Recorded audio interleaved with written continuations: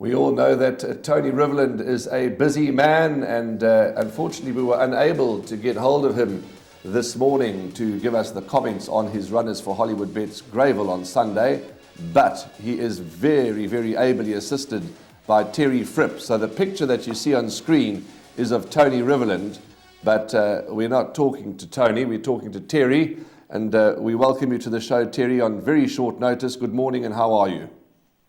Good morning, Warren. Good morning, viewers and listeners. I'm all good, thank you. I'm just in a bit of a week's leave, and I'll be back to work on Monday, but looking forward to having a good break. Oh, well, I apologize for disturbing you on your leave, but it's lovely to have you on the show nevertheless. Let's start off with your runners. You've got Kamora. Kamora runs in the first race. Very good debut. Were you surprised to see Kamora run so well the first time out? Warren, he had been to Scottsville prior to that for a little look at the course for no particular reason. Is that he was just a work company for when Tony's daughter was having a look at the track before her amateur race. But having said that, he ran like a true professional, and I think in the last bit he was just greenish. He rolled around a bit, which gave the eventual winner of Mr. Fuller's the upper hand late.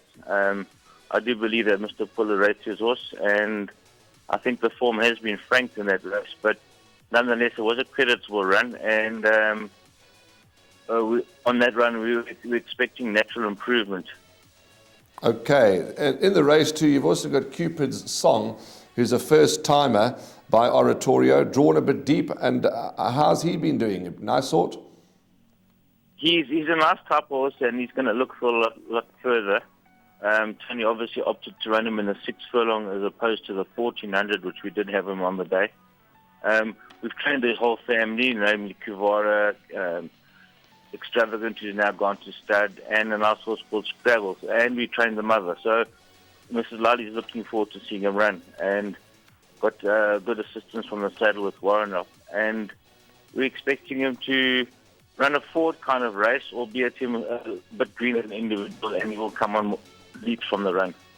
Okay, that's number 11, Cupid Song. Then your only other runner on the day, yours and Tony's, is in the third race. And Graham and I, who are doing this show, have taken a stance, we've taken a chance. Although he is drawn deeply, we're quite big on Guitar King. Yes, Warren, he's a big, flashy-looking son of Jackson. He's held his condition well through the winter, and getting better in the spring. He's showed us a lot of very encouraging first one on the poly with Tristan Godden up, and then we ran him over a mile, and he was just out sprinted in the dying stages with the Crawford horse, the Gone. Yes. Who Anton took the bull by the horns and went to the front and made the rest of the field work for them. But it was a good second, and every time we've nominated him, unfortunately, he's drawn wide, and Tony said no. But take the bull by the horns and run him over the trip 1700. As you said, drawn wide, but horses over that ground do get a bit of a chance to find their position after 2.5 furlongs. And in racing, there's no good thing, but we do expect him to run in the first 3. I see there's some contention. I see Anton's opted to ride a horse for the Andre Nel stable, so that's an inclination because Anton's a astute follower of form. Okay. So he will be there and show a good run.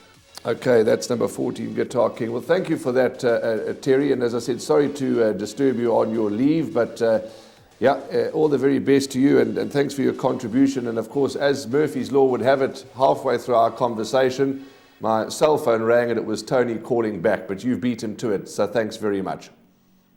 Pleasure, Warren, and happy day for enjoy your day, all of you. Thank you very much. Cheerio, Terry. Bye-bye. Pleasure, bye.